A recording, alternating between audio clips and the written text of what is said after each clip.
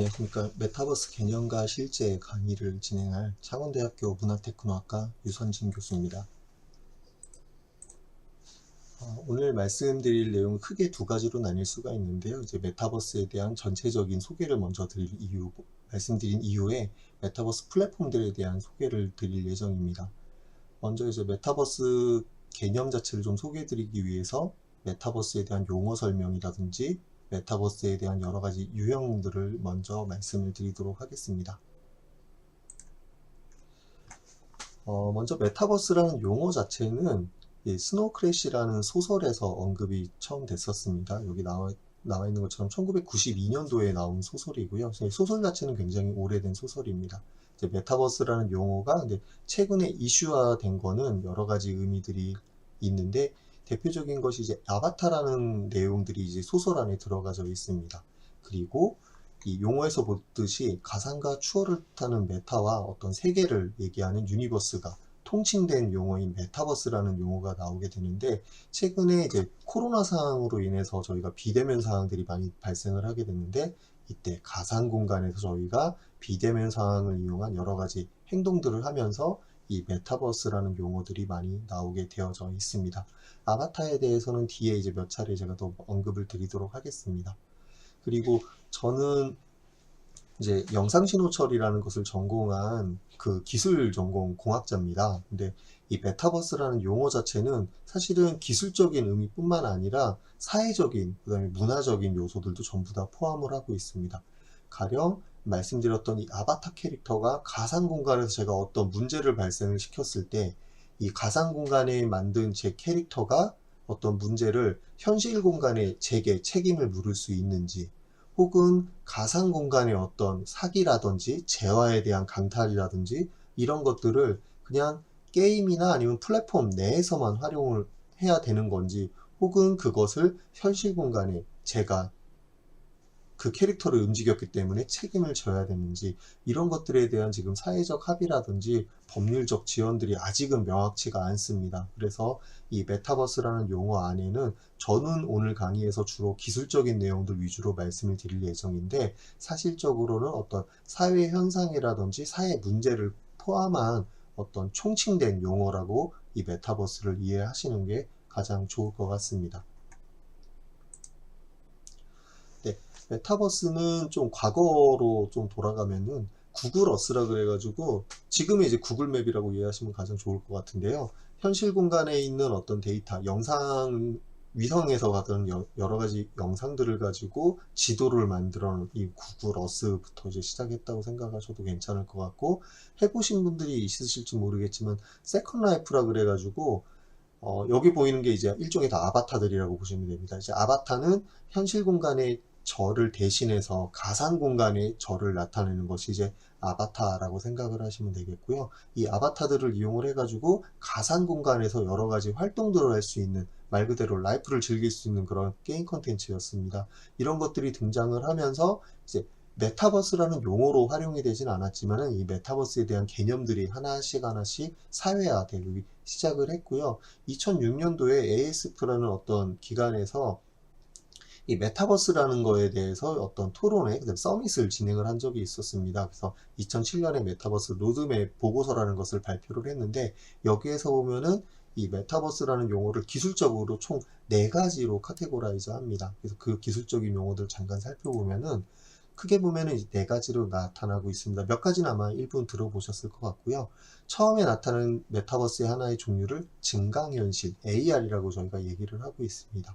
이 AR 같은 경우는 스마트폰 카메라를 생각하시면 가장 좋은데, 스마트폰 카메라에서 영상을 읽어드리는데 그냥 카메라로 찍는 것에 끝나는 것이 아니라 카메라로 찍힌 영상에 실시간으로 컴퓨터 그래픽스 CG를 입힙니다. 여기서 입혀지는 CG는 저희가 TV에서 보는 것처럼 그냥 둥둥 떠다니는 자막이 아니라 현실 공간을 인식을 한 다음에 이게 바닥인지 혹은 내비게이션 같은 경우에도 많이 사용이 되는데, 현실 공간의 도로를 어느 방향으로 가야 되는지, 지금의 내비게이션 같은 경우는 많이 사용해 보셨겠지만은 방향만 나타나주고 약 10m의 GPS가 오차 범위가 있기 때문에 대중적인 데이터들만 저희가 보여주게 되는데, 이 최근에 이제 자동차 회사에서도 증강현실 컨텐츠들을 많이 활용을 하고 있습니다.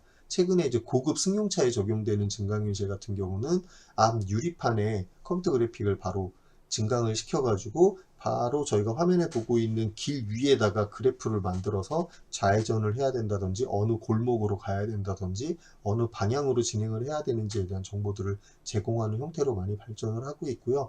뒤에 이제 조금 더 구체적으로 말씀드리겠지만은 엔터테인먼트 쪽에서도 굉장히 많이 활용이 되고 있습니다. 두 번째 나온 형태가 라이프 로깅이라고 보시면 됩니다. 이 라이프 로깅 같은 경우는 용어에서 나오는 것처럼 제 생활을 인터넷이나 아니면 가상 공간에 적용하는 겁니다. 뒤에 또 부연 설명을 드리겠지만은 제 데이터를 여러 사람이 공유할 수 있는 제 개인적인 정보, 제가 어디에 있었는지 혹은 누구를 만났는지 혹은 어떤 음식을 먹었는지 이런 정보들을 앱이나 웹에서 저희가 활용하는 일련의 과정들을 저희가 라이프 로깅이라고 정의를 할 수가 있겠고요. 또 미러월드 같은 경우는 제조 분야에서는 디지털 트윈이라는 용어로 활용이 됩니다. 현실 공간에 있는 어떤 상황을 그대로 가상 공간에 만들어 놓은 일련의 과정들을 저희가 미러월드라고 얘기를 하고 있고요. 저희가 많이 사용하고 있는 구글 맵이나 네이버 맵, 다음 맵도 일종의 거울 세계라고 보시면 되겠습니다. 현실 공간에 실측된 지도를 기반으로 가상 공간으로 만들어 놓고 GPS만 연결될 수 있다 그러면은 그 지도 위에 현재 내가 어디에 있는 것까지 연결이 될 수 있는 게 이제 가상 세계라고 보시면 거울 세계라고 보시면 되겠고요. 가상 세계 같은 경우는 이 컴퓨터 그래픽스로 만들어낸 완전히 허구적인 어떤 컨텐츠라고 보시면 될 것 같습니다. 이 가상세계도 뒤에 이제 메타버스 여러 가지 플랫폼들에서 말씀을 드리겠지만은 게임 컨텐츠로 활용하실 수도 있고 어떤 대화나 소통을 할 수 있는 그런 플랫폼까지도 최근에 연계가 되고 있습니다. 이 보고서에서는 크게 이제 네 가지로 이 기술적인 형태로 좀 구성이 되어 있지만은 최근의 트렌드는 사실은 1, 2, 3, 4번에 대한 경계가 좀 허물어지고 있습니다. 말씀드렸던 것처럼 라이프 로깅, 내가 현재 지금 어디 있는지를 태깅을 하는데 거기에 증강현실을 이용해서 어떤 사진을 찍었다 그러면은 거기에 GPS 정보까지 연결해서 어디에 있었다라든지 아니면 음식 정보까지 혹은 사람의 얼굴을 찍었다 그러면 누구를 만났다 그러면 얼굴 인식이 돼가지고 이 사람에 대한 정보를 뭐 올려놓는다든지 또 디지털 트윈이 되는데 디지털 트윈 안에서도 가상 세계가 연동이 됩니다. 여기서 모방한 가상 공간이기 때문에 모방하지 않은 곳을 이제 가상 세계라고 표현을 하지만은 여기에서도 지금 경계가 약간 허물어져서 특히나 요즘에는 이제 공장 같은 것들을 제조 공장 같은 걸 만들 때 가상으로 먼저 시뮬레이션을 해보는 경우들이 있습니다. 로봇에 대한 데이터들도 가상현실로 전부 다 컨텐츠화 시켜가지고 실제 존재하는 로봇의 움직임이라든지 프로그램 정보를 전부 다 가상현실로 들어가서 가상현실에서 제가 어떤 시뮬레이션을 돌려서 가장 최적화된 동작을 만들어냈을 때 이걸 실제 공장에 적용을 하면은 실제 공장에서 저희가 개발자들이 다시 프로그래밍을 전면 다시 하는 것이 아니라 가상 공간에서 했던 그 시뮬레이션 데이터들을 그대로 이식시킬 수가 있어서 로봇의 움직임이 가상 공간에서 시뮬레이션 한 것과 같이 가장 최적화된 동작이 나올 수 있도록 그런 형태로도 구성이 되고 있어서 지금 보고서에는 이렇게 총 4가지 카테고라이즈로 되어져 있지만은 최근에는 이 경계들이 많이 허물어지고 있다. 혹은 허물어졌다는 표현, 다른 표현으로 하면은 융합되고 있다라고 이해하시면 좋을 것 같습니다. 이제 세부적으로 하나하나 조금 더 부연 설명을 드릴 예정인데요. 증강현실의 대표적인 컨텐츠는 아마 많이 해보셨거나 아니면 들어보셨을 것 같습니다. 이제 포켓몬고라는 게임 컨텐츠가 있었습니다. 증강현실 제가 말씀드릴 때 앞에서도 말씀드렸지만 주로 이제 강의하면서 얘기할 때 증강현실을 얘기하면 저는 스마트폰을 바로 말씀을 드립니다. 저희가 다 가지고 있을 뿐더러 요즘에는 아마 스마트폰, 피처폰 보는 게 훨씬 더 어려울 정도로 스마트폰이 많이 대중화가 되어져 있어서 스마트폰은 예시를 드는 거고요.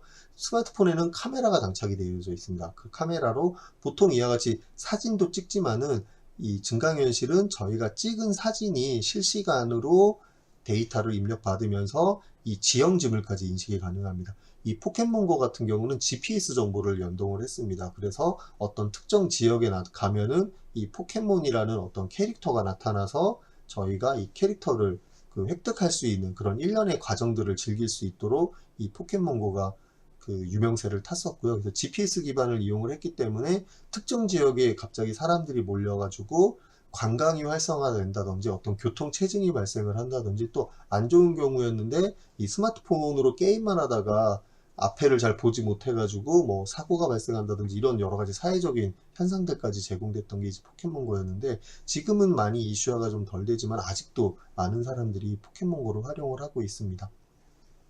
이제 이 스마트폰 카메라는 크게 두 가지로 이용을 할 수가 있겠는데요. 여기서는 제가 말씀드렸던 것처럼 이제 GPS 기반으로 뭔가 적용을 했다 그러면은 카메라를 기반으로 객체를 인식을 한다든지 지형을 인식하는 방법도 있습니다. 증강현실은 단순히 카메라 영상에다가 컴퓨터 그래픽스를 입히는 것이 아니라 현실 공간에 있는 것처럼 컴퓨터 그래픽스를 입히게 됩니다. 그래서 현실에 대한 영상 인식 기술들도 이 증강현실의 대표적인 코어 테크놀로지로 저희가 얘기를 하고 있습니다. 또 뒤에 조금 더 부연 설명을 드리겠지만은 이 포켓몬고가 사실은 성공한 이유는 이 포켓몬고가 했던 이 GPS를 이용한다거나 여기다 CG를 넣는 거, 이 기술 자체는 과거에도 있었습니다. 근데 포켓몬고가 성공한 대표적인 사례는 지식재산권을 가지고 있었기 때문에 성공을 했었습니다. 포켓몬이라는 굉장히 많은 유저들을 가지고 있는 이 컨텐츠를 가지고 이 게임과 연동을 해서 굉장히 많은 사용자들이 유입이 됐던 대표적인 증강현실 성공 사례가 되겠습니다. 또 앞서도 말씀드렸던 것처럼 스마트폰의 이제 내비게이션 용도로 저도 많이 활용을 하는데요. 지금 저희가 쓰고 있는 내비게이션은 사실은 얘처럼 보이실 겁니다. 자동차에 탑재된 것들도 얘일 거고요. 네, 지금 고급 승용차 같은 경우는 이 카메라가 아니라 대시보드에 있는 앞 유리에 바로 컴퓨터 그래픽을 입혀가지고 여기서 보이는 것처럼 뭐 좌회전을 해야 되는지 우회전을 해야 되는지 현실에 있는 데이터 위에다가 컴퓨터 그래픽을 입혀서 운전을 도움을 줄 수 있는 그와 같은 형태로도 구성이 되어지고 있고요. 우측에서 보시면 아시겠지만은 카메라가 약간씩 움직이고 있습니다. 약간의 떨림을 보이실 텐데 근데 안쪽에 있는데 그래픽을 보시면 그래픽은 전혀 떨림이 없는 걸 보실 수가 있습니다. 앞서 말씀드렸던 것처럼 카메라가 영상을 인식을 하는데 바닥 평면을 인식을 한 겁니다. 바닥 평면을 인식을 해가지고 여기에 있는 그래픽 블럭들이 실제 존재하진 않지만은 바닥에 실제 존재하는 것처럼 붙어서 현실을 인식을 해서 그 위에 CG를 입힌 또 다른 대표적인 게임 콘텐츠 중에 하나가 되겠고요. 그래서 증강현실 콘텐츠는 현실의 영상 위에다가 어떤 가상의 CG 그래픽을 입히는데 그냥 입히는 것이 아니라 현실의 어떤 정보를 기반으로 해서 CG를 입힌다. 이렇게 이해하시면 가장 좋을 것 같습니다. 또 라이프 로깅 같은 경우는 용어에서 나오는 것처럼 저희 인생을 어떤 기록하는 일종의 합성어가 되겠습니다. 여러 가지 뭐 부연 설명도 드릴 수가 있겠지만은 우측에 사진 한 장으로 압축할 수가 있을 것 같습니다. 페이스북을 통해서 제 일상을 올린다던가 유튜브를 통해서 어떤 스트리밍이나 제 방송을 한다거나 아니면 인스타그램이나 트위터들을 이용해서 뭐 사진을 찍어서 올린다던가 여러 가지 논의를 한다거나 그래서 제가 가지고 있는 여러 가지 현실 정보의 기반 정보들을 가상으로 올려서 다양한 사람들과 이런 기록된 저작물들을 공유할 수 있는 일련의 활동들을 저희가 라이프 로깅이라고 얘기를 하고 있고요. 실제 라이프 로깅은 지금 이 강의를 들으시는 분들도 무의식적으로 굉장히 많이 하고 계셨을 수도 있습니다. 가령 오늘 점심 식사를 하셨다 그러면 점심 식사 사진을 찍었다 했을 때 나는 어디서 뭘 먹었다라고 사진을 인스타그램에 올린다든지 혹은 오늘 어떤 미팅이 있었을 때 이 미팅에 누구누구하고 들어왔고 어떤 사람과 어떤 내용을 공유를 했는지 이런 일련의 과정들 저희 일상생활들을 공유하는 이런 일련의 과정들을 전부 다 라이프 로깅이라고 얘기를 하고 있고 이것도 메타버스의 일련의 하나의 카테고리라고 이해를 하시면 좋을 것 같습니다.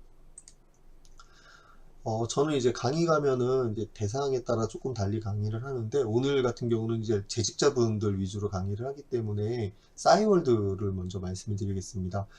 잘 기억하시겠지만은 저도 많이 활용을 했었고요. 싸이월드가 대표적인 메타버스 플랫폼이라고 생각을 하시면 좋을 것 같습니다. 그 당시에 미니홈피라는 것을 저희가 만들었고요. 이 안에 미님이라는 아바타를 저희가 탑재를 했었죠. 이 아바타들도 캐릭터들을 저희가 마음대로 바꿀 수가 있었습니다. 뭐 옷을 바꾼다던가 뭐 헤어스타일을 바꾼다던가 뭐 패션 아이템들을 적용을 한다던가 이런 것들이 다 들어가 있었고요. 그리고 싸이월드 안에 제가 어떤 뭐 상태 메시지라든지 아니면 어떤 글이나 사진 같은 것들을 올리면은 다른 사람들이 그걸 보고 어디랑 누구랑 갔었는지 또 그 밑에 댓글을 달죠. 댓글을 달면 또 대댓글을 달아서 소통을 할 수 있다든지 제 일상생활을 그대로 올려놓는 일련의 과정들을 싸이월드에서 시작을 했었고요. 또 최근의 트렌드는 의료보건 분야로도 확장이 되고 있습니다. 제가 운동을 어떻게, 스마트워치 요즘 많이 활용을 하실 텐데 뭐 스마트폰도 이런 기능들이 제공이 되고 있고 스마트워치는 거기에 약간 좀 특화가 되고 있는 것 같습니다. 제가 오늘 운동을 했으면 어떤 운동을 했고 심박은 어땠으며 어디서부터 어떻게 움직였고 이동 경로는 어떻고 또 강도가 높은 운동을 했는지 또 최근에 나오는 특정 스마트워치 같은 경우는 당뇨를 측정해 준다든지 건강 상태를 그 IoT 기술을 이용해서 계속 센싱을 해서 어떤 특정 서버로 보내는 그런 용도로도 많이 활용을 하고 있습니다. 이렇게 되면은 저희가 매년 뭐 정기 검진을 받지 않더라도 제 데이터가 쌓이다가 보면은 제 건강 상태도 알 수가 있게 되겠고요.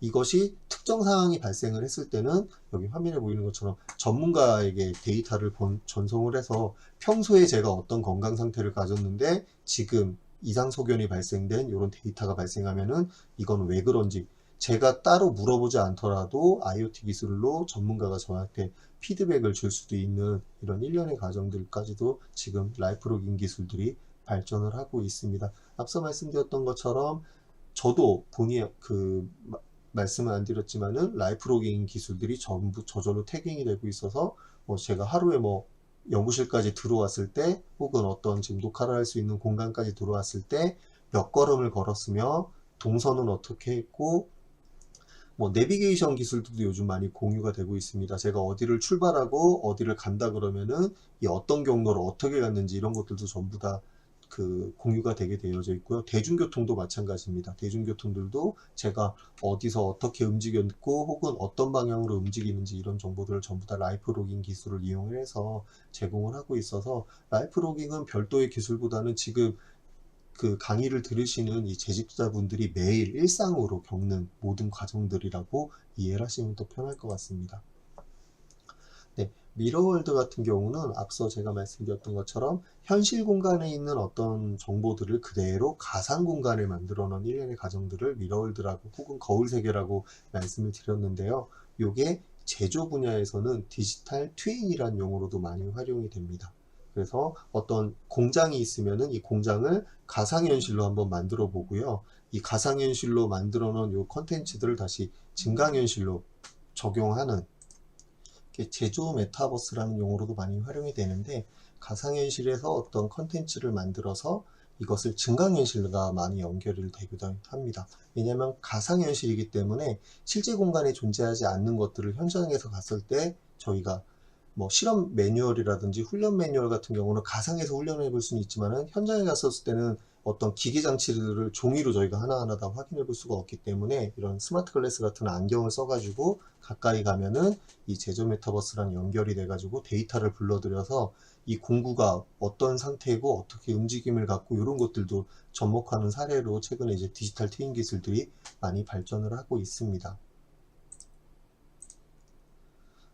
간단한 구름업을 할 때만 살 동영상인데요. 수 있었던 세계 주요 도시가 내 네, 땅이 여기 나온 된다면 것처럼 실제 존재하는 2027년 어떤 지구의 모습을 도시들입니다. 그대로 본뜬 이것들을 가상의 이제 지구에서는 이 모든 게 어스투라 가능한 그래가지고 얘기래요. 가상의 맵을 만들어서 지구를 만들었다고 보시면 됩니다. 이제 가상인데 여기서 이제 재화를 콜로세움이나 이용을 에펠탑 해가지고 같은 유명 땅을 사고 파는 관광지로는 아무리 형태에서 비싼 새로운 기차를 콘텐츠들이 타더라도 개인이 발생을 하고 소유할 수 있고요. 없는 특히나 뭐 소원의 우리나라 같은 이곳에서 경우는 뭐 이미 독도를 주인이 누구 있는 땅으로 할 땅입니다. 건지 뭐 호주 출신 일본을 누구 개발자가 땅으로 할 만든 건지 가상 이런 부동산 투자 요소들 게임 때문에 어스2의 이제 이야기인데요. 비용들이 굉장히 구글 어스의 위성 많이 사진을 발생을 기반으로 하고 재현한 있고 가상 지구의 굉장히 땅을 가치가 17m 높아졌다가 크기의 타임룸 최근에는 속에 지금 자유롭게 가치가 사고 지금 팔 수 많이 있는 게 떨어져 땅을 사서 있는 형태입니다. 일부 그래서 일부매한 기존 가격들이 많이 지금 매수자는 여기 나온 이미 것처럼 4,200달러의 땅을 수수료가 매수한 생각보다 상황이에요. 굉장히 많이 반면 현실 포커스에 대한 가치를 기대도 높여지고 개발되면 있었는데 VR을 접목시키겠다는 여기서도 이제 계획이에요. 그렇게 메타버스를 된다면 용어가 나온 MBC상 이유가 대형 스크린에 현실 공간의 실제 어떤 광고를 거는 홍보 데이터들을 비용을 기반으로 받거나 맵을 자기인산 만들었고요. 발이의 그것을 수익률을 저희가 받는 판매할 방식으로 수 경제 있도록 활동이 말 그대로 다 가능해지겠죠. 가상입니다. 2018년에 개봉한 가상이기 때문에 영화 사실 이걸 레디 사지 플레이어 원을 않더라도 보면 VR 아무런 글래스를 문제는 끼고 없는데 가상의 이 세계를 가상 누워가잖아요. 공간의 데이터들을 언젠가 먼 이용을 미래에는 해가지고 현실 세계를 니다 이미 네, 가상화폐와 연동된 디지털 부동산 플랫폼 데이터들을 게임이 저희가 시장에 사고 나와 팔 있는 수 있는 만큼 형태로 구성이 어스2 됐기 또한 때문에 명확한 이 거울 세계가 최근에는 조금 각광을 받고 있습니다. 뒤에 이제 다시 말씀드리겠지만은 여러 가지 이제 가상화폐들하고도 조금 연결이 돼가지고 요게 과거에는 그냥 컨텐츠가 만들어지고 끝났는데 요즘에는 경제적인 또 다른 산업 분야가 지금 나타나고 있습니다. 또 요거는 이제 유로트럭이라 그래가지고 게임입니다. 근데 유럽에 있는 지도를 그대로, 유럽에 있는 지형을 그대로, 혹은 유럽에 있는 날씨를 그대로 가상으로 구현을 해놨고요. 현실 공간에 있는 어떤 지형 지물을 그대로 가상 공간으로 만들어 놓은 대표적인 사례고, 게임 컨텐츠입니다. A 지점서부터 B 지점까지 어떤 화물을 말 그대로 운전을 해서 보내는 이런 컨텐츠가 되겠고요. 또 뭐 농업을 할 수 있는 시뮬레이션이라든지, 제가 특별히 부연 설명을 드리지 않더라도 잘 이해하실 수 있는 비행 시뮬레이션도 일종의 거울 세계라고 보시면 될 것 같습니다.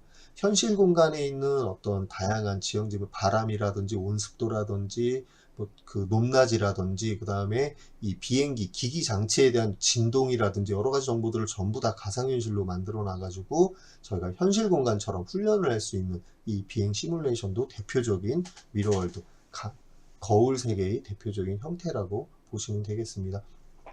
근데 보시면 아시겠지만은 이 컨텐츠 자체만으로 봤을 때는 가상현실하고 그럼 무슨 차이가 있냐라는 질문을 많이 하실 겁니다. 근데 앞서 말씀드렸던 것처럼 경계가 그렇게 명확하지는, 최근에는 명확하지는 않습니다. 대신에 현실 기반으로 만들었던 가상현실 컨텐츠는 거울 세계 컨텐츠라고도 볼 수 있다라고 생각하시면 될 것 같습니다. 네, 말씀드렸던 것처럼 가상세계는 우리가 가장 많이 들어봤을 얘기입니다. 가상현실입니다. 말 그대로 컴퓨터 그래픽스로 실제 존재하지 않지만은 가상의 컨텐츠로 만들어놓은 일련의 컨텐츠들을 저희가 가상세계 컨텐츠라고 얘기를 하고 있고요. 앞서 동영상에도 잠깐 나오다 말았는데 레디 플레이어 원이라고 가상현실 컨텐츠 안에 제가 직접 들어가는 영화도 나왔었습니다. 여기서 이제 HMD라는 디바이스를 착용을 하고 나면은 현실 공간이 저하고 또 다른 가상 공간의 아바타라는 이런 현재 말씀드렸던 것처럼 여기서 나오는 아바타들은 저하고 또 다른 자아를 가질 수도 있고요. 저하고 또 다른 스타일을 가질 수 있는 그런 캐릭터라고 보시면 됩니다. 이 가상현실 콘텐츠를 이해할 수 있는 또 다른 하나의 자아를 아바타라고 저희가 표현을 하고 있고요. 최근에 이게 영역이 굉장히 많이 확정이 되고 있어서 저는 이제 대학에 있기 때문에 교육 분야에서도 굉장히 많이 활용을 하고 있고요. 뒤에 말씀드릴 여러 가지 메타버스 플랫폼들에서도 설명을 드리겠지만 쇼핑이라든지 아니면 가상 협업이라든지 여러 가지 형태들로 지금 많이 구성이 되고 있습니다.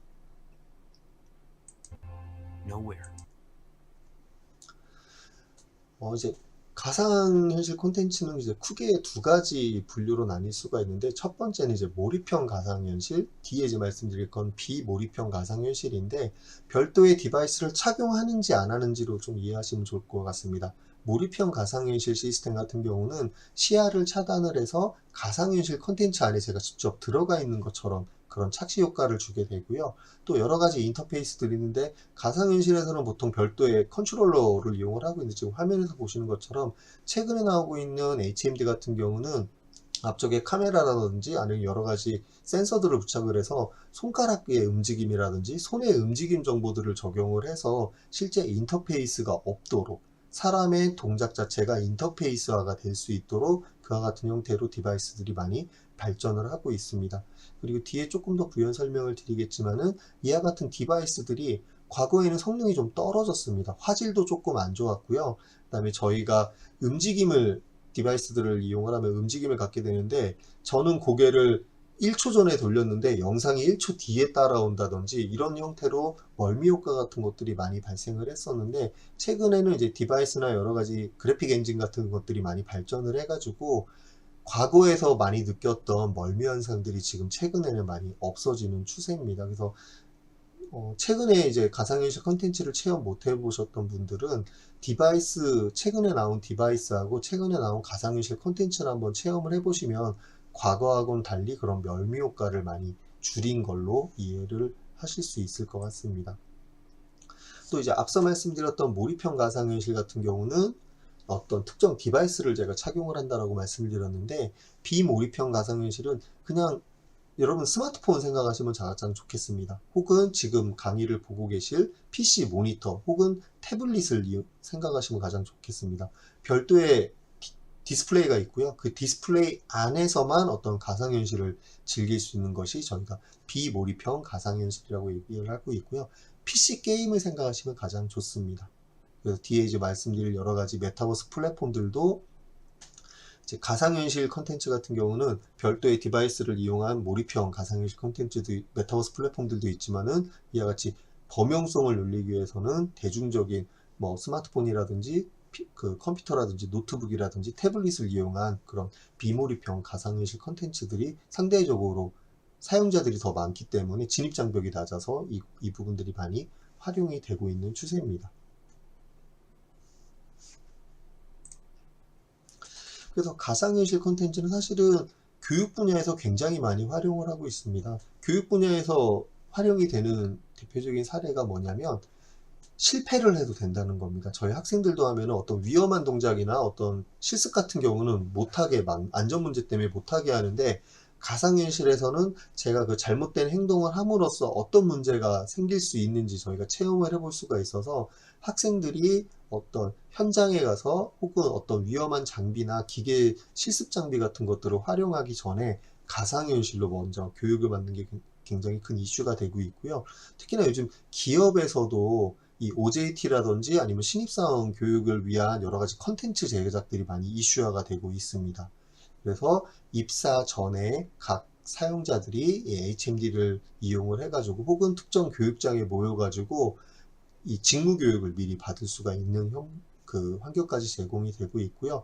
또 가령 어떤 비싼 장비를 제가 훈련을 받아야 된다고 했을 때 한 사람은 훈련을 받을 수 있지만 나머지 사람들이 그 비싼 장비들을 개인마다 한 대씩 줄 수가 없기 때문에 훈련을 못했던 거에 반해서 지금의 이제 가상현실 콘텐츠를 이용하면은 개인당 모두 비싼 장비를 한 대씩 사용할 수가 있어서 훈련을 받을 수가 있기 때문에 이 기업에서도 최근에는 여러 가지 현장에서 이 가상현실 컨텐츠를 접목하는 사례들이 굉장히 늘어나고 있습니다.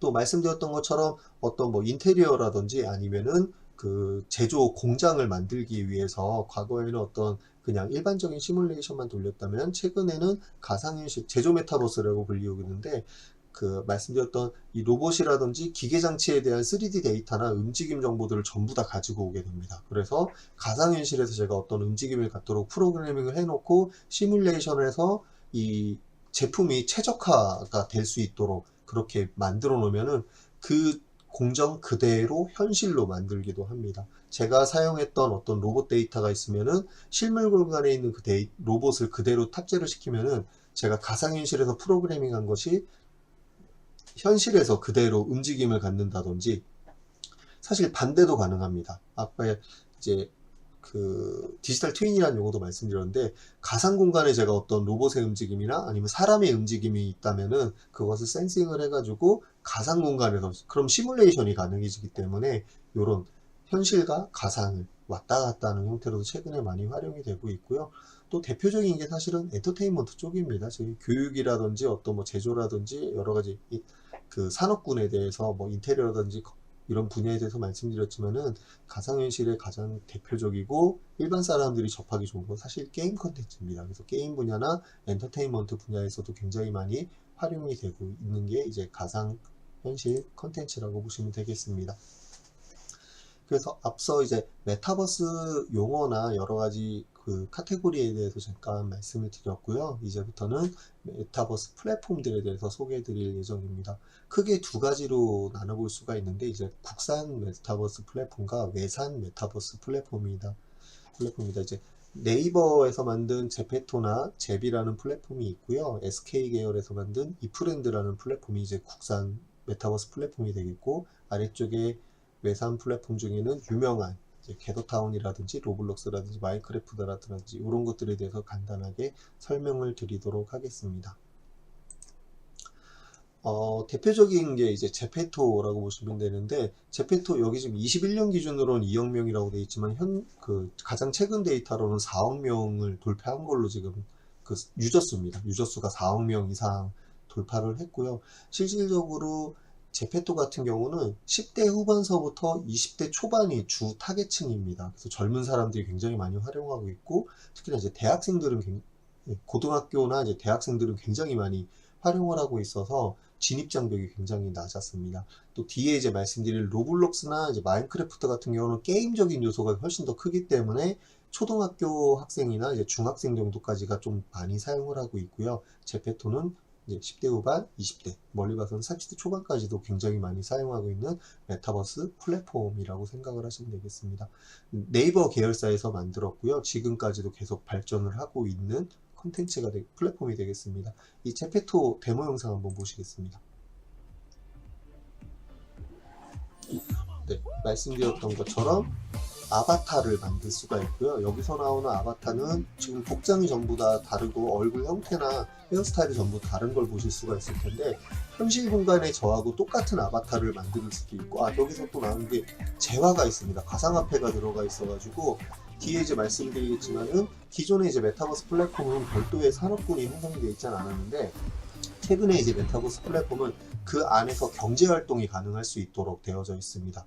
그래서 아마 기사를 많이 보셨겠지만은 유튜버라는 직업군이 그 유튜브로 인해서 파생이 됐었는데 뭐 월 1, 2천만 원, 뭐 그 이상의 고수익을 받는 유튜버들도 많이 나왔는데 최근에 이 제페토를 이용한 재화를 만든다거나 어떤 컨텐츠 개발자들이 월 1,000만 원 이상의 재화를 그 수익을 얻는 그런 개발자들도 최근에 많이 나타나고 있습니다. 또 앞에 말씀드렸던 것처럼 이 제페토 같은 경우는 이 캐릭터들을 전부 다 저희가 형성하게 되는데 저랑 똑같이 만들 수도 있고요. 아니면은 저랑 좀 완전히 다른 객체로 만들어 놓을 수도 있습니다. 근데 저희 학생들도 그렇고 대부분 보면은 아바타를 현실 공간에 저보다는 전혀 색다른 현실에서 내가 해보지 못했던 뭐 가령 뭐 염색을 한다든지 아니면은 뭐 피어싱을 한다든지 옷을 뭐 과감하게 입어본다든지 그런 형태로 또 다른 현실에서 하지 못했던 또 다른 자아인 아바타를 통해서 현실 공간에서 하지 못했던 여러 가지 내용들을 접목해보는 그런 형태로 메타버스 플랫폼들을 젊은 학생들은 지금 굉장히 많이 활용을 하고 있는 형편입니다. 네, 그래서 제페토는 지금 누적 가입자 수가 아까 말씀드렸던 것처럼 4억 명을 넘었고요. 이제 글로벌 컨텐츠이기 때문에 유입자 수가 굉장히 많이 빨리 늘고 있습니다. 그래서 앞서 말씀드렸던 것처럼 이제 월드라고 되어져 있는데 어떤 맵을 형성한다고 보시면 됩니다. 그러니까 이 게임 컨텐츠를 만든다고 생각하시면 되겠고요.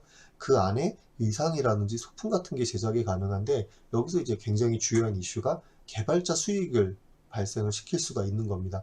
제가 가령 옷을 디자인을 해가지고 제페토에 올려놓으면은 그걸 사람들이 다운로드해서 제 캐릭터에다가 자기 캐릭터에다가 입힐 수가 있습니다. 이때 무료인 컨텐츠도 있지만은 조금 예쁘거나 기능을 더 좋은 걸 쓰고 싶다면은 그때는 이제 현금을 이용한 물론 이제 제페토 내에서 사용되는 가상화폐로 바꾸긴 해야 되지만은 현금을 이용을 해가지고 컨텐츠를 구매를 하게 됩니다. 그러면은 네이버하고 개발자인 제가 수익을 분배를 해서 제가 유튜버처럼 어떤 컨텐츠 기반으로 수익을 만들어내는 형태가 이제 제페토라는 메타버스 플랫폼에서 제공을 해주고 있고요. 이제 뒤에도 말씀을 드리겠지만은 여러 가지 협업을 통해 가지고 이슈화가 많이 되고 있고 다양한 형태로 구성이 되고 있습니다. 또 기능들 오늘은 제가 사실 이 제페토만 하더라도 강의를 굉장히 좀 길게 해야 될 거라서 오늘 그냥 간단하게만 말씀을 드리는데 안쪽에 어떤 행동 모션이라고 되어져 있는데 어떤 특정 동작을 취한다든지 춤을 취할 수 있다든지 그런 것들도 있고요.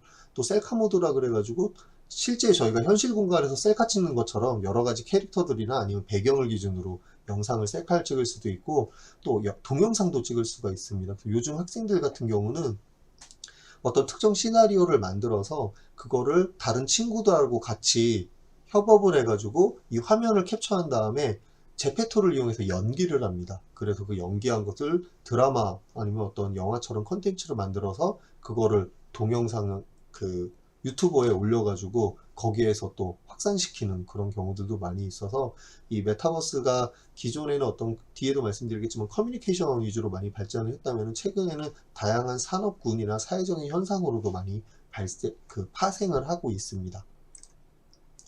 또 제페토 같은 경우는 뭐 유명 대기업이라든지 여러 가지 브랜드 협업들을 많이 했는데요. 뭐 자동차를 소개한다든지 아니면 스타벅스에 대한 어떤 샵을 안에 넣을 수가 있습니다. 메타버스 안에 이제 제페토 안에 특정 샵이 있어가지고 그 샵에 가면은 뭐 신제품을 볼 수 있다든지 아니면 여러 가지 뭐 설명을 들을 수 있다든지, 그래서 저희가 홍보 용도로도 굉장히 많이 제페토가 이용이 되고 있고요.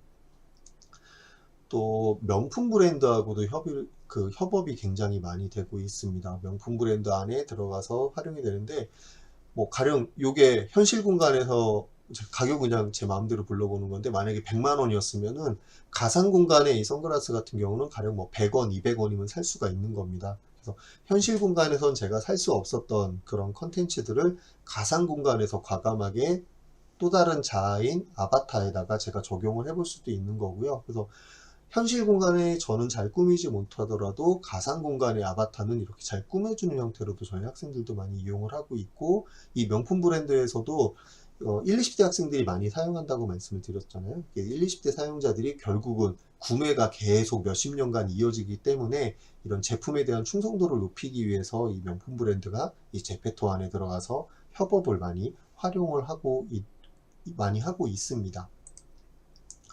또 다른 응용 사례인데, 여러분 잘 아시는 글로벌 걸그룹인데, 이제 블랙핑크라는 걸그룹이 있습니다. 이제 블랙핑크가 여기 화면에 보시면 아시겠지만은 약 3년 전에 뮤직비디오를 제페토 안에 집어넣었습니다. 이제 브랜드 파워가 있기 때문에 지금 3년 정도 지났을 때 약 1억 4천만 뷰 정도를 달성했는데, 같이 한번 잠깐 보시겠습니다. 이 캐릭터들 하나하나가 입고 있는 브랜드들이 전부 다 판매가 가능하다라고 생각하시면 되겠고요. 그 다음에 이 걸그룹 캐릭터들이 갖고 있는 뭐 화장법이라든지 아니면 스타일이라든지 이런 게 전부 다 표현이 가능합니다. 그래서 제페토 안에는 현실 공간에 제가 하지 못했던 어떤 자아를 가상현실 안에 넣을 수가 있고요.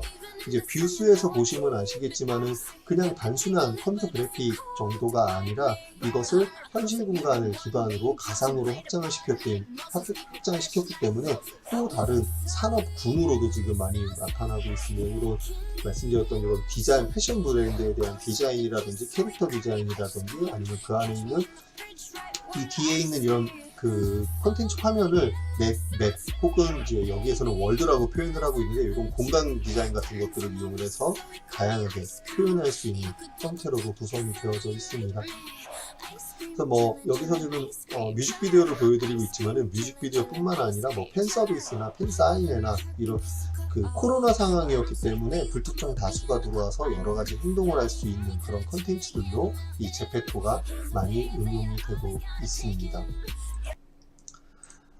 또 다른 걸그룹인데요. 이제 있지라는 걸그룹에서 만들었는데, 얘는 한 2년 됐는데 약 1200만 뷰가 지금 달성이 됐고요.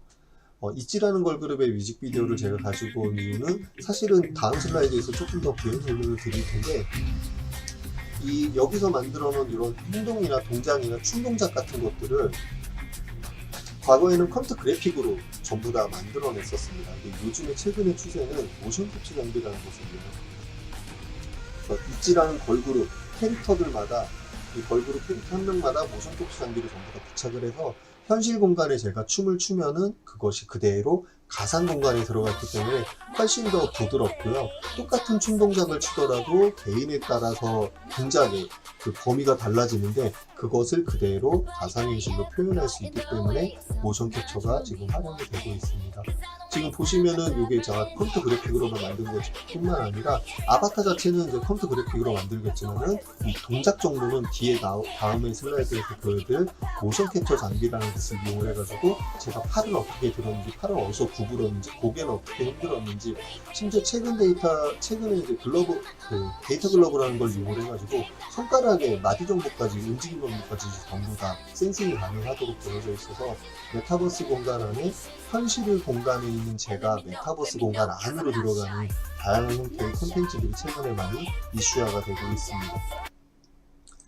그래서 앞에 말씀드렸던 것처럼 방금 보여드렸던 그 있지라는 걸그룹에 대한 메이킹 필름인데, 이와 같이 화면에서 보이시는 것 같은 모션 캡처 장비를 착용을 하고 있습니다. 여기 회색 공 같은 것들이 마커라고 불려가지고 3차원 정보들을 저희에게 제공을 해주고 있고요. 여기서 이제 걸그룹들이 다양한 동작을 취하면은 실시간으로 동작 정보를 저희가 가상현실로 배울 수가 있고요. 이 아바타는 저희가 얼마든지 바꿀 수가 있습니다. 똑같은 동작 정보지만은 A라는 캐릭터를 접목할 수도 있고요, B라는 캐릭터를 접목할 수도 있고, 또 복제를 해가지고 동시에 여러 데이터들이 나올 수가 있어요. 한 사람의 동작을 동시에 여러 개의 캐릭터가 하고 또 시차를 두는 것도 가능하고요. 또 현실과 가상을 넘나들게도 가능합니다. 현실 공간의 데이터를 가상으로 넣기도 하고 가상 공간을 현실로 넣고 또 두 개를 융합도 가능합니다.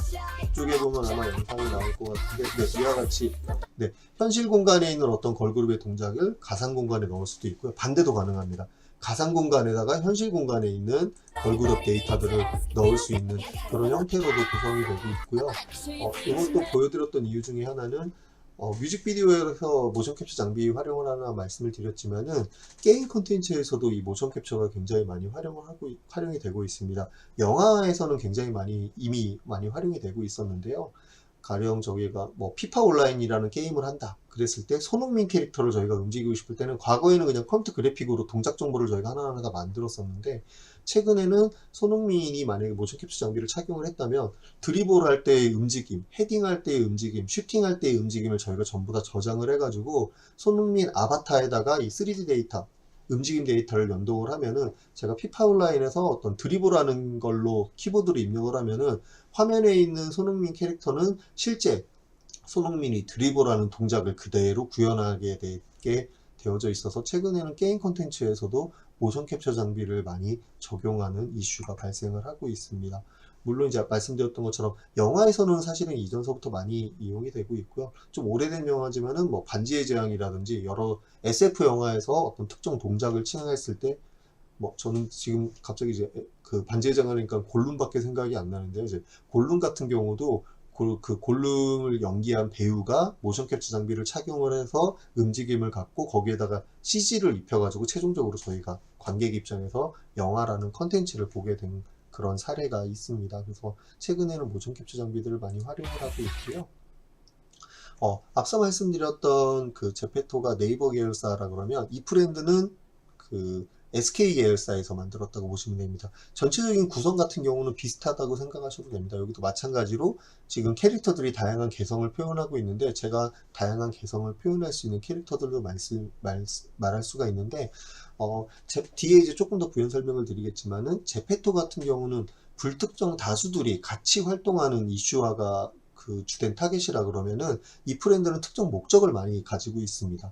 어떤 회의를 한다든지 팬미팅을 한다든지 이런 것들을 다 뒤에 이제 좀 말씀드리겠지만 그 제페토 같은 경우는 문서를 공유한다든지 동영상을 공유한다든지 이런 것들이 상대적으로 제약이 큽니다. 근데 이 브랜드는 그런 목적성으로 만들었기 때문에 이런 동영상들을 공유를 한다거나 데이터를 공유할 수 있는 그런 형태로 많이 활용이 되고 있습니다. 이 브랜드도 간단하게 동영상을 잠깐 보시면 데모 영상만 보시면 사실은 큰 차이를 모르실 거예요. 어떤 맵이 형성이 되어 있고 개인 캐릭터들이 있고 캐릭터들이 여러 가지 동작을 하고 소통을 하는 그런 형태로 구성이 되어져 있고요. 대신에 이제 이 맵이 제페토 같은 경우는 자유자재로 사용자가 만들어낼 수가 있는데 이 브랜드 같은 경우는 18개의 테마로 뒤에 이제 다시 다음 슬라이드에서 말씀을 드릴게요. 이런 18개의 테마 룸으로 구성이 되어져 있습니다. 그래서 최대 사용자는 약 130명 정도라고 되어져 있는데 제페토는 16명 가량입니다. 물론 이제 거기에서 이제 관객이라 그래가지고 제 3인칭 그냥 신처럼 캐릭터는 움직이지 못하고 그냥 보기만 하는 것들은 3, 40명까지 늘릴 수는 있는데 이 브랜드 같은 경우는 캐릭터가 140명까지도 추가가 가능하고요. 또 한 가지 장점은 문서나 영상 같은 것들이 공유가 가능합니다. 그래서 그 특정 대학에서는 신입생 환영회들 이 브랜드를 이용해서 한 사례들도 있었고요. 그 다음에 말씀드렸던 것처럼 특정 목적을 가지고 있는 여러 가지 행사 위주로 사용되는 대표적인 플랫폼이 이 브랜드 플랫폼이 되겠습니다. 그래서 이 브랜드하고 제페토를 비교를 해봤는데 장단점이 서로의 장단점이라고 보시면 됩니다. 특정 플랫폼의 장점이 다른 플랫폼의 단점이 되고요. 또 그 반대이기도 하고요. 그래서 문서를 띄울 수가 있기 때문에 이 브랜드는 회의하는 데 많이 활용이 되고 있고요. 그 다음에 제페토 같은 경우는 다양한 동작들을 표현할 수가 있어서 별도의 그 행동을 하고 싶을 때 조금 자유도가 높게 활용이 가능하고요. 또 이제 아래쪽에 또 정리가 되어져 있는데 참여 가능 인원은 사실은 이 브랜드가 굉장히 큽니다.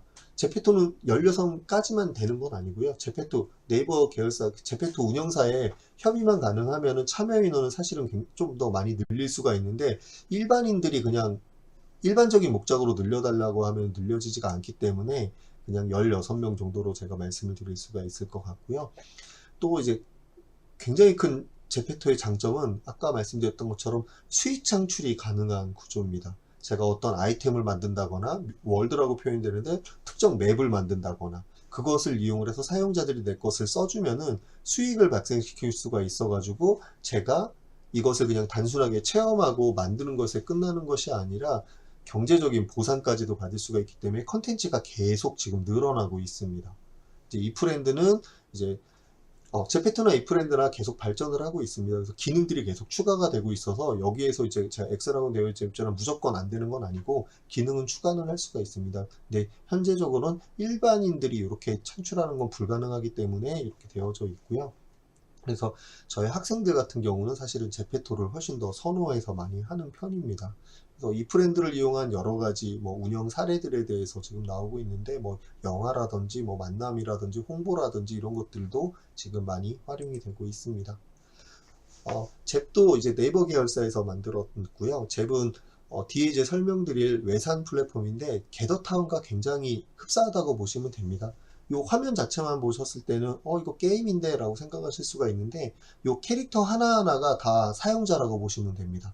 저희가 주로 코로나 초기에 화상회의를 많이 했었는데 비대면 상황이기 때문에 이 화상회의를 하기 위해서 사람들이 만났을 때 조금 어색하거나 아이스 브레이킹이 잘 안 되는 문제점들이 있었습니다. 근데 요 캐릭터들을 움직이면서 제가 특정 사람들이 모여가지고 모인 사람들만 회의를 한다거나 아니면 거기에서 어떤 정보를 공유한다거나 이런 형태로가 돼서 이 잽이나 이제 게더타운들이 코로나 기간 동안에 굉장히 많이 이슈화가 돼가지고 진행을 했었고요. 캐릭터 한 명 한 명당 전부 다 정보 공유가 가능했기 때문에 이 캐릭터가 근처에 가면 화상으로 다시 영상 통신을 할 수 있다라고 이해를 하시면 좋을 것 같습니다. 그래서 뭐 여러 가지 제품 소개라든지 몇 가지 사례를 말씀을 드릴 텐데 이 캐릭터들이 이렇게 하나하나 다 움직이는 겁니다. 움직여가지고 지금은 화상 화면까지는 안 나가는데 이런 샵 안에 들어가면은 샵에 뭐 판매원이 있다면 판매원과 제가 뭐 1대1로 혹은 다대1로 화상을 통신을 한다거나 아니면 이 안에 또 체험할 수 있는 여러 가지 홍보물들이 있습니다. 그러면 그걸 홍보를 한다던가 그래서 비대면 상황일 때 혹은 원거리에 있는 고객들을 모객하기 위해서 요걸 제페토를 잽을 이용을 했었는데 이 잽을 이용한 이 홍보 콘텐츠가 성공을 해가지고 신규 사용자나 그 다음에 사용자들의 재유입률들이 굉장히 높아졌던 우수 사례라고 알려져 있습니다. 또 이제 콘텐츠 관점에서 이상은 변호사 우영우를 하고 굉장히 성공한 드라마인데 이것들도 잽안에 컨텐츠화 시켜가지고 거기서 체험해 볼 수 있고 사람들이 만나고 여기서 데이터를 같이 뭐 본다거나 뭐 같이 뭐 얘기를 한다거나 그 안에 또 게임 형태로 들어가가지고 OX 퀴즈 해가지고 왼쪽으로 캐릭터들을 움직인다거나 뭐 오른쪽으로 한다거나 여러 가지 뭐 메시지를 남긴다거나 이와 같은 형태로도 운영이 된 적이 있어서 잽이 다양한 분야에서도 지금 접목이 되고 있다. 이렇게 지금 이슈화가 되고 있고요.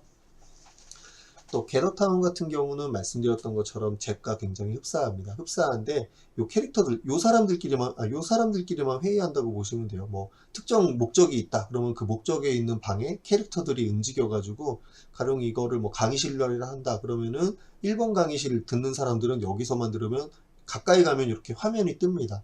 기존처럼 갑자기 화면이 뜨는 것이 아니라 동시에 여러 사람이 있지만은 기존에 이제 캐릭터들이 누군지도 알고 제가 움직여서 들어오기 때문에 이 사람이 들어오는구나 이런 게 다 보여지고 둘이 가까이 있으면 약간 더 캐릭터지만은 서로 친밀감도 많이 느낄 수가 있어서 다양한 뭐 브레인스토밍이나 아이스 브레이킹을 위해서 활용이 된 화상 회의 공간이라고 보시면 됩니다. 근데 화상 회의가 주 타겟은 아니고 이 아바타 컨텐츠를 이용해서 그 안에서 여러 가지 협업을 할 수 있는 그런 용도로 만들어진 대표적인 외산 프로그램입니다. 게더타운은.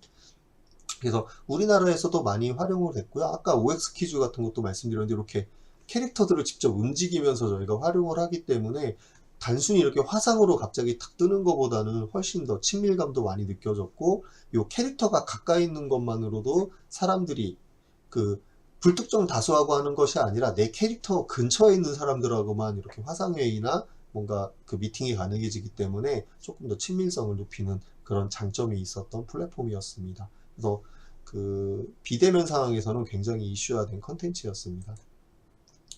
로블록스 같은 경우는 전 세계적으로 지금 이슈화가 되고 있고요. 컨텐츠를 만들어주는 대표적인 메타버스 플랫폼이라고 보시면 됩니다. 로블록스나 뒤에 말씀드린 마인크래프트 같은 경우는 초등학생들이 많이 쓴다고 말씀드렸는데 그 사유가 개발자들은 사실은 초등학생은 아니지만은 게임성이 굉장히 큽니다. 여기서 캐릭터를 보시면 아시겠지만 굉장히 재밌는 캐릭터들로 구성이 되어져 있고요. 안쪽에 자유도가 굉장히 높습니다. 그래서 그 안에 게임 용도도 가능하지만 여기처럼 뭐 미술관이라든지 뭐 홍보를 할 수 있는 여러 가지 용도로도 많이 활용이 되고 있고, 이 안쪽에도 가상화폐를 도입을 해가지고 개발자들이 수익을 발생시킬 수 있도록 지원을 해주고 있습니다. 마인크래프트 같은 경우는 캐릭터가 조금 더 재밌습니다. 이제 조금 더 뭐 블럭처럼 돼 있어서 얼핏 보면은 그래픽이 별로 안 좋은 것처럼 보이지만, 이 마인크래프트 이 특성상 일부러 이렇게 캐릭터를 만들어 놨고요. 그래서 어린 학생들이 오히려 더 거부감 없이 사용을 하고 있습니다. 그래서 몇 년 전에 어린이날 행사를 이제 마인크래프트로 진행한 사례인데, 실제 이제 청와대에 들어가가지고 학생들이 여러 가지를 뭔가 체험해 볼 수 있게 한다거나, 아니면은 여러 사람이 동시에 만나서 같이 협업을 할 수 있다거나, 여기는 지금 게임적인 요소가 많이 사라졌지만은 게임적인 요소들을 많이 집어넣어서 뭐 불특정 다수들한테 뭐 데이터를 서로 공유할 수 있도록 해주는 사례입니다. 어린이날이라고 제가 말씀드렸던 사유가 말씀드렸던 것처럼 일반인 대상으로는 마인크래프트보다는 조금 더 뭐 잽이라든지 아니면 제페토 같은 게 많이 활용이 되는데, 저학년들 같은 경우는 이 마인크래프트처럼 게임성이, 이 그래픽 자체가 오히려 학생들을 대하다 보면은 대학생 이상부터는 현실감 있는 것들을 조금 더 좋아하는데, 그 초등학생으로 내려갈수록 비현실적인 이런 이상한 캐릭터들을 조금 더 좋아하는 형태가 있어서 이 마인크래프트를 이용을 해서 콘텐츠를 제작한 사례가 있었습니다. 그래서 말씀드렸던 것처럼 이 초기 메타버스는 주로 이제 커뮤니케이션 위주로 구성이 되어 있거나 아니면은 게임 위주로 구성이 되어져 있습니다. 근데 이게 2D에서 그래픽 기술이 발달하면서 3D로 옮겨가고, 또 싸이월드나 뭐 페이스북처럼 제 정보를 다른 사람들과 공유를 한다거나 이런 형태로 구성이 됐던 게 점점 이제 메타버스와 대중화돼서 다른 기술들로 계속 연동이 되면서 계속 이제 진화를 하고 있는 거고요. 그래서 메타버스 플랫폼에 앞서 첫 장에서도 말씀드렸던 것처럼 스노우 클래시에서 이제 대표적으로 나왔던 아이템 중에 하나가 이제 아바타였습니다. 여기서 이제 제페토에서 이제 라이프 로깅을 뭐 아바타로 한다라고 되어져 있는데, 제페토뿐만 아니라 메타버스 플랫폼에서는 하나의 이슈는 아바타입니다. 현실 공간의 저하고 가상 공간의 저하고 분리하는 형태로도 많이 구성이 되고 있고요.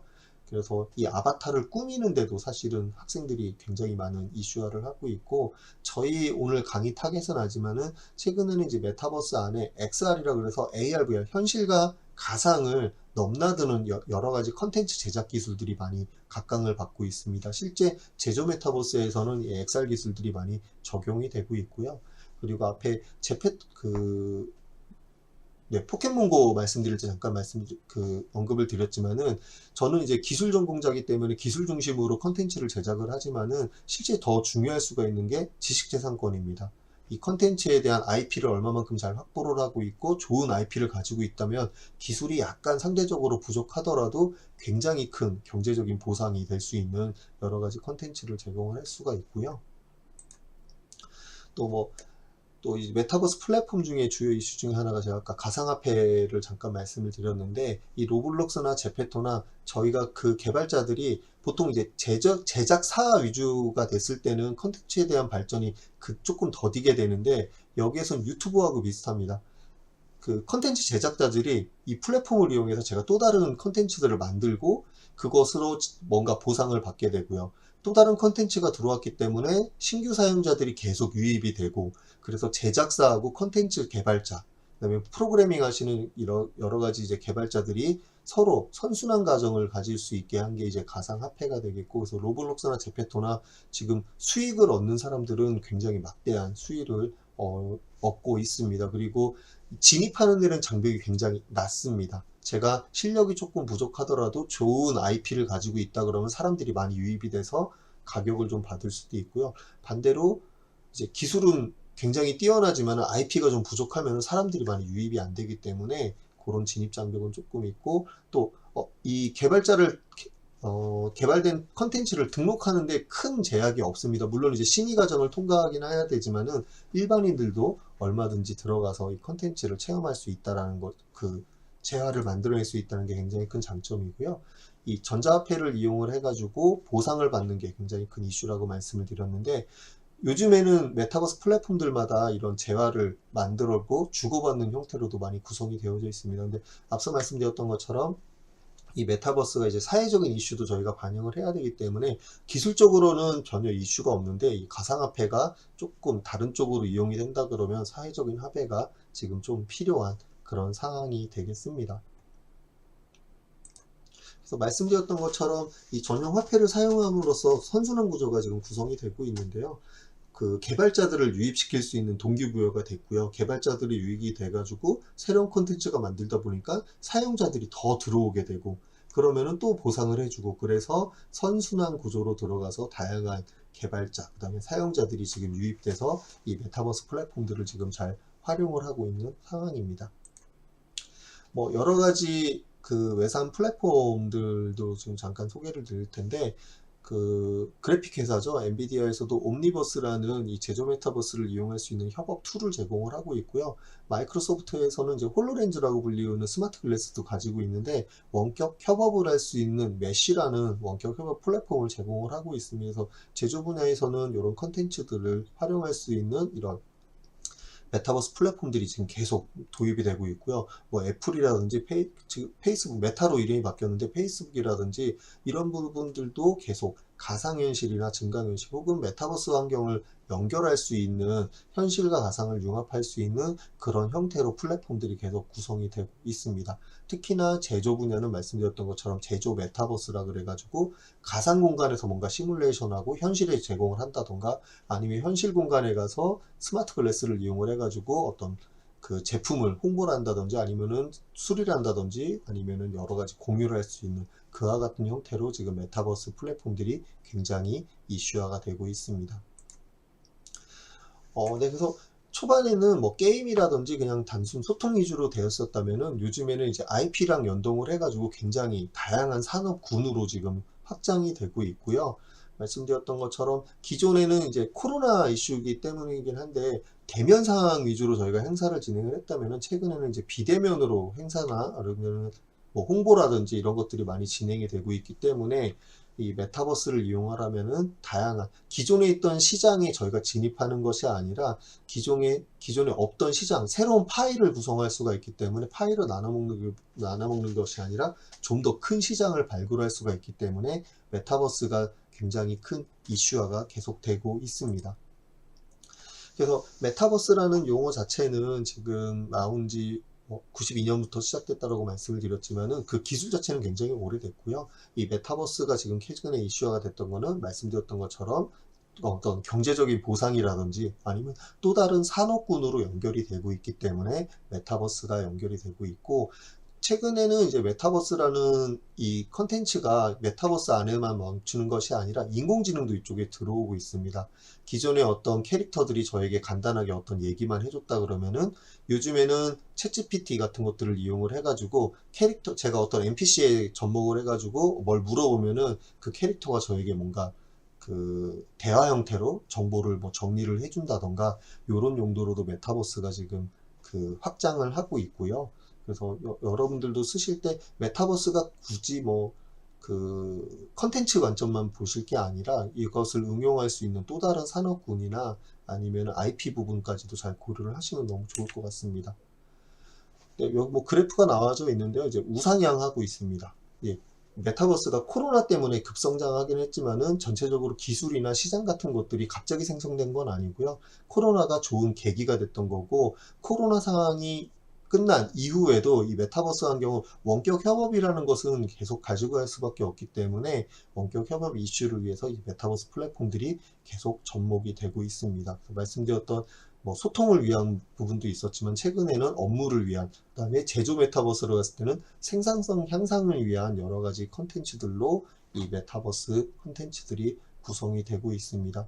여기서는 뭐 기술적인 방향 동향이라든지 플랫폼이 어떻게 발전됐는지에 대한 그래프들을 잠깐 보여드리고 있고요.